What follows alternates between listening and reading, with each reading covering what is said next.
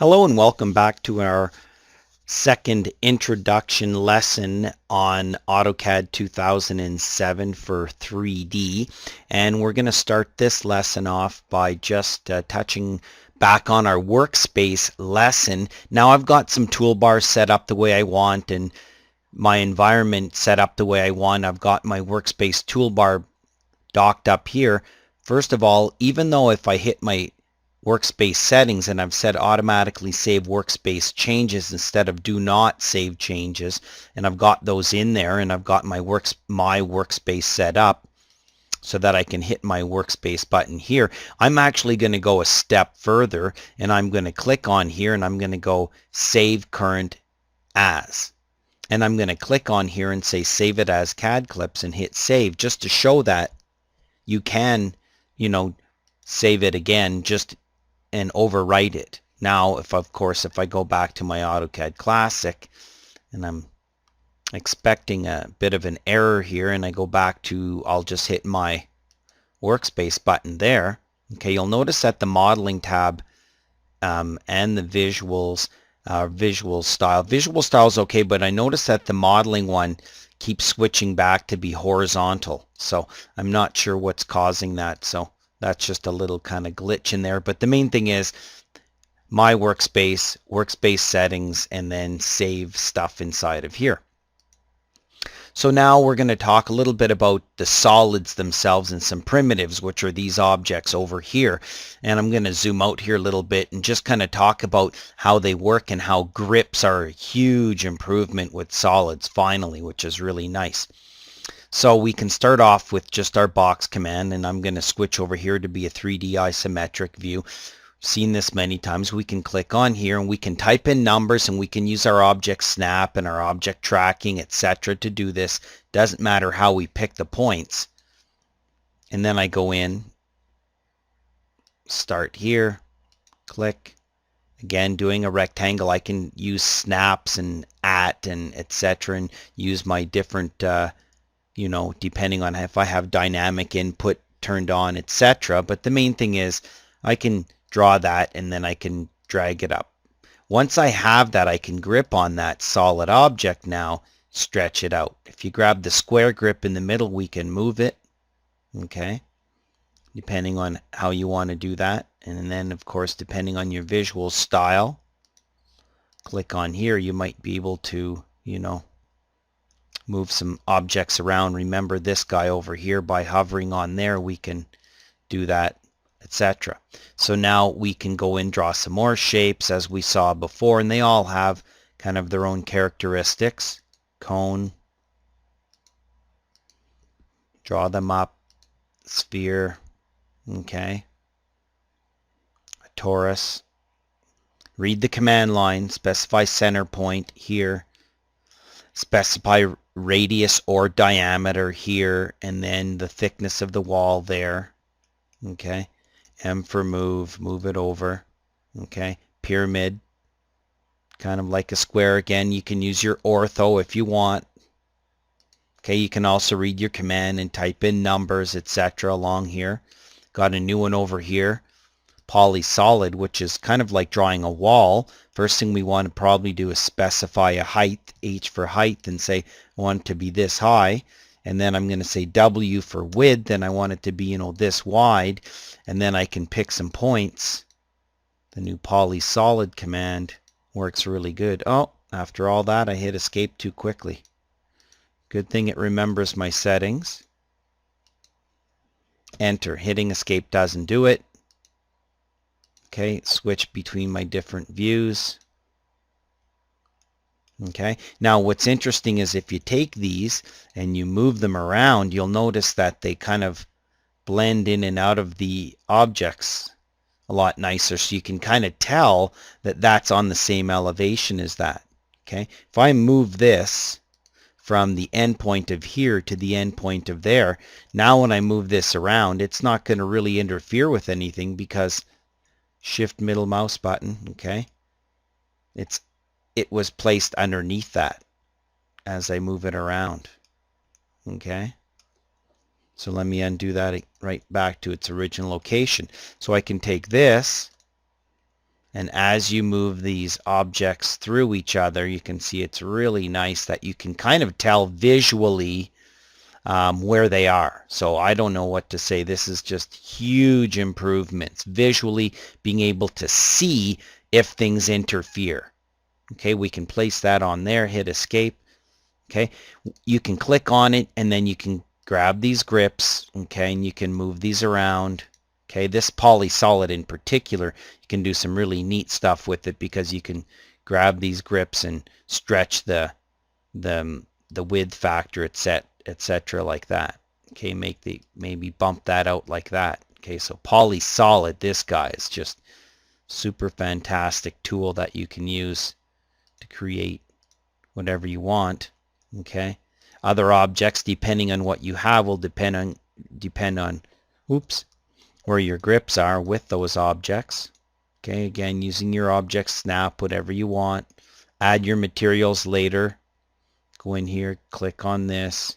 Okay, starting to look like what some pretty high-tech animation and 3D solid modeling softwares have had, and we're very grateful that Autodesk has now got on board with that. So we can use that. Okay, those are our primitives inside of here. We also have a helix. Pick on the helix. We're going to read our command line. Specify the center point here. Specify the base radius here. Specify the top radius here. Specify up. I don't know what else to say. That is just super fantastic. Okay, and then you can use these objects and extrude things around them and stuff. And again, that has grips. Okay, so I know, of course, mechanical people have great use for this type of thing. Okay, so there's just some of the primitive objects that come with AutoCAD 2007 in 3D, and we're going to work through some more of these over here. Again, this is the modeling toolbar. Right click, modeling. Okay, we're going to get into some more of these with our extrude and push pull and stuff like that, where you can go in and pull faces off and all kinds of great stuff like that. Push, pull, pull, pick on here, pull that face out. Once you've done that push pull, you'll notice you'll lose your grips. Okay, I can go down to here and pick on this object, and I can grip it and do all kinds of great stuff with it. Once I go in here and use my push pull, push pull, pick that face, I can pull that face off, which is really nice. Okay, same as I can go over to here, pull this face off. Okay, once you've altered it from, I'm going to use shift middle mouse button here. Once you've altered the object, it loses all its great little primitive grips, and of course you can do other things with it as well. We're going to come back with the push-pull tool specifically, start to do some of the stuff. You want to have some good video memory as well, so you can see that there's our push-pull, which is starting to look like what some other 3D applications have had for a long time. So once again, thanks to Autodesk for taking and bringing this into us. So back to wireframe. Let's go back to our top view. That's again just an intro. We're going to do some more stuff on this as we move through these lessons. So solid primitives and some grips. Okay, and there's our toolbar. The dashboard. If we go up here to tools, okay, palettes, the dashboard palette specifically, and again we can have our auto hide turned on or off with this just like any other palette. Okay, the dashboard has a set of control panels. If we right click on here, we go to control panels. There's a 2D drafting, a 3D make, 3D navigation, visual styles, lighting, materials, rendering. Okay, those are all available. These are these individual panels that we see over here. And once again, this is just an introduction. We're not going to go into great detail with this. We're going to come back and revisit. But you'll notice a lot of this stuff here is repeated basically from over here. This is the modeling toolbar over here. This is the 2D. You see that all our 2D drafting. This is our 2D drafting, and then we have different flyouts if there's not enough room to show all the objects on that individual toolbar. So the dashboard, again, tools, palettes, dashboard, which is what we're seeing here, is a control panel of toolbars. Okay, there's only 1, 2, 3, 4, 5, 6, 7, I believe. Let's check. Okay, 1, 2, 3, 4, 5, 6, 7. You can't really add or remove to this, but you can, at least in this generation, probably in the next version of AutoCAD, you will be able to. So what you can do is if you click over here, you might see a flyout where you can get some more additional tools. Okay, you'll see this on all of the control panels of the dashboard. Okay, so if you don't want to see one, for instance, this one, the 2D one, right click, control panel, turn it off. We see some tools and we can go in and use this. Okay, we can also have our flyout inside of here. We can take that, we can allow docking, okay, and then maybe take that and, you know, dock it over on the side of my screen over here. If you've got lots of screen space, which I don't have right now with the resolution of the video capture software. But again, people with nice big screens, we put our dashboard over there and then away you go. Right click, allow docking, take it off. And we'll return to the dashboard a lesson specifically, and we'll get in and use all kinds of this stuff. Inside of here you can hover, visual styles, lighting control panel. So, you know, in a sense it's redundant because there's already palettes and toolbars. It's just kind of a one-stop dashboard is what this is for. And again, we can turn it on and off by using here. So there's our dashboard, lots of good stuff inside of there. You can't modify the palettes on there, but you can turn them on and off. New option settings, we already talked about a little bit. We can go up here and go to Tools, Options, or we can right click in our command line and say Options. Okay, some 3D stuff inside of here. Okay, I went through a little bit quicker. Walk and fly settings, animation settings, okay, ISO lines and stuff like that, different 3D object settings. Visual style while creating 3D objects. Okay, you can create different visual styles we'll talk about.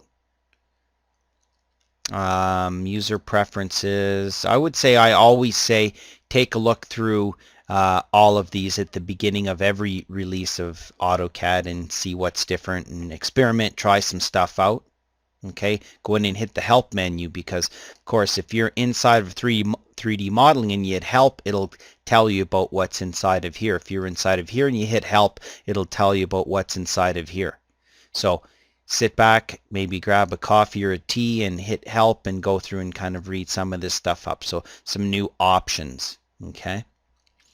Visual styles, and we've seen, and one thing we can do is go into our visual style manager inside of here, and these visual styles you're seeing are these visual styles over here, and you can make new visual styles, apply to current viewport, create new visual styles. So now you can take and create your own visual style. You can go in here, and we'll do this later. You can add jittering so you can get an effect so that, you know, you're getting a jittering effect with those on edge modifiers. Okay, so you can add those in.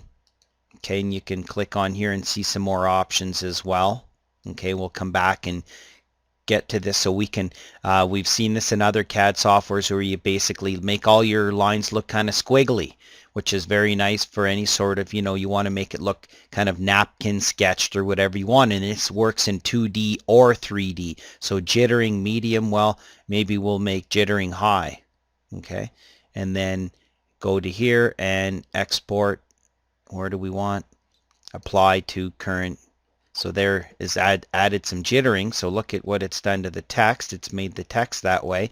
And it's also taken our 3D objects over here. Let me turn my auto hide on. Okay, I've turned jittering on in this particular visual style.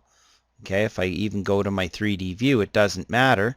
Okay, that's jittering turned up high instead of lower medium. Okay, and you can do some really neat stuff. Go back to my 3D hidden line. Okay, depending on which visual style I go to, and that one happened to be my conceptual style. If I go back inside of here, okay, that was and we can hover over these and it'll tell us there's conceptual. Okay, that's the one I just changed. Well, maybe I'll go back to conceptual and say, you know, Jittering is medium, high, medium. And you can space, put some numbers inside of here and all kinds of great stuff. Have a look. The only way you learn is try it out, and then hit our apply button, and there's our new visual style. So this is really neat for the architects for obvious reason, to make it look kind of hand-drawn.